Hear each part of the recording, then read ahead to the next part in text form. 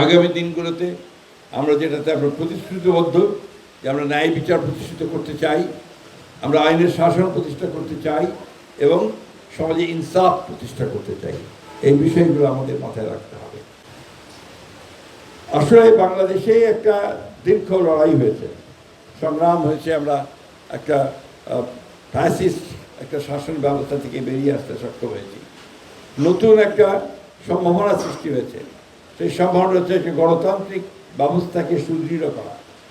গণতন্ত্র যদি চলে, গণতন্ত্র যদি প্র্যাকটিস হয়, তাহলে বাকি সব কাজগুলো হয়ে যায়। আমরা যে প্রতিষ্ঠান তৈরি করতে পারি, জুডিশিয়ারির একটা সত্যিকার অর্থে একটা ন্যায় বিচারের কোনো রকম আপনার প্রভাবমুক্ত একটা জুডিশিয়ারি যদি আমরা তৈরি করতে পারি, তাহলে আমাদের সাধারণ নাগরিকরা উপকৃত হবে। আমরা একটা প্রশাসনকে যদি দক্ষ প্রশাসন হিসেবে গড়ে তুলতে পারি, তাহলে রাষ্ট্র উপকৃত হবে। সেই সঙ্গে পার্লামেন্টকে যদি আমরা ফাংশনাল করতে পারি, অর্থাৎ পার্লামেন্টের যে কমিটিগুলো থাকে, সেই কমিটিগুলো যদি আমরা সক্রিয় করতে পারি, কার্যকরী করতে পারি, তাহলে কিন্তু গণতন্ত্র আর অনেক পার্লামেন্ট ডেমোক্রেসি অনেক দূর এগিয়ে যাবে। সমস্যা আছে অনেক।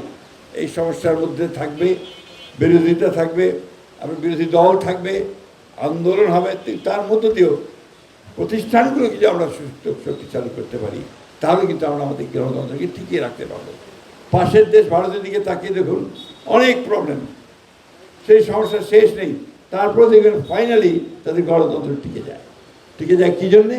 যে তাদের একটা প্রতিষ্ঠানগুলো দাঁড়িয়ে গেছে, বিচার বিভাগ দাঁড়িয়ে গেছে, সম্পূর্ণ ইন্ডিপেন্ডেন্ট বিচার বিভাগ, আপনার প্রশাসন অত্যন্ত দক্ষ প্রশাসন, এবং আপনার যে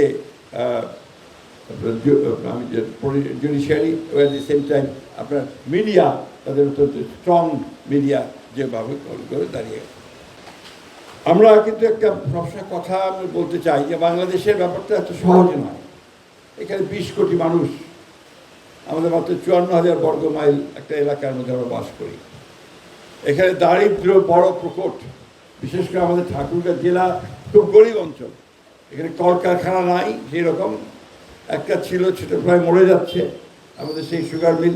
এছাড়া কিন্তু আর কোনো সেই ধরনের কোনো ইন্ডাস্ট্রি নেই যে ইন্ডাস্ট্রিতে হাজার হাজার লোক কাজ করবে, তাদের যে এমপ্লয়মেন্ট হবে, সেই ধরনের কোনো কাজ নেই।